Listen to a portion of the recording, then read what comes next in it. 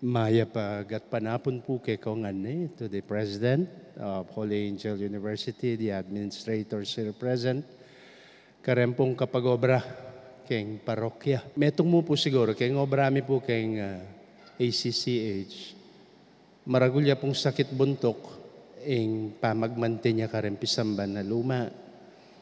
Lalot pati uling matwa na la, noon matwa na la naman po bisip deng alawang pari na poreng magobra kempisamban. So, the idea is itong lumaya, buri ragawan dem bayo, and which is actually something that is really a big problem po. No? Pero with this, then pong scanned and digital documentations that you share with us, maragula pong bageng makasawop in getting a better view of our churches and of course, then karelang heritage value. In line po with heritage, mo po itang then tangible, ilang kay kaming sisikapan, aliwa mo rin, of course, very visible na rin pisamban, then sementeryo, rin kumbento, pati na rin then mga tuwang kumun nga rin yung pungalong pisamban, then mga tuwang kumbento ng ating mga tuwang CR, retang ausundang kumun. Kaya lang po reta.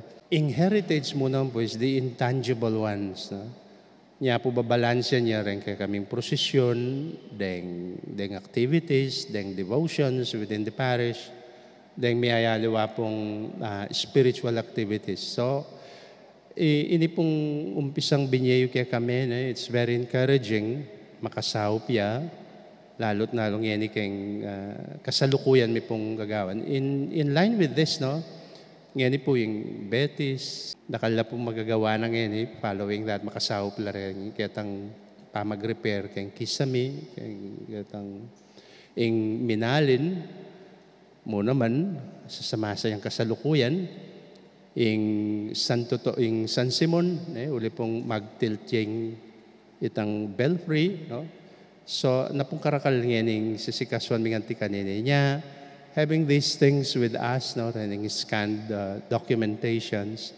Amiyabia mo naman po kayo, Santa Catalina ng Alejandria, ng Santiago ng Betis, ng King Masantol. Makalbog ko po ngayon, meron po ka rin problema yung Masantol.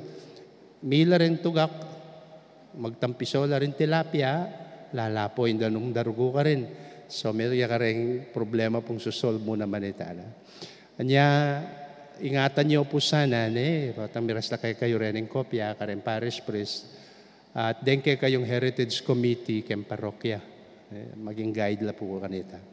So, pasibay po dakal na salamat at may papanalangin kayong katamong obra, kayong pamagmanti niya, babya proteksyon ka rin ng simbolo, ampong matibeng tanda ng kakatamong kasalpantayanan Katolika, kaya tiking Archdiocese ng San Fernando.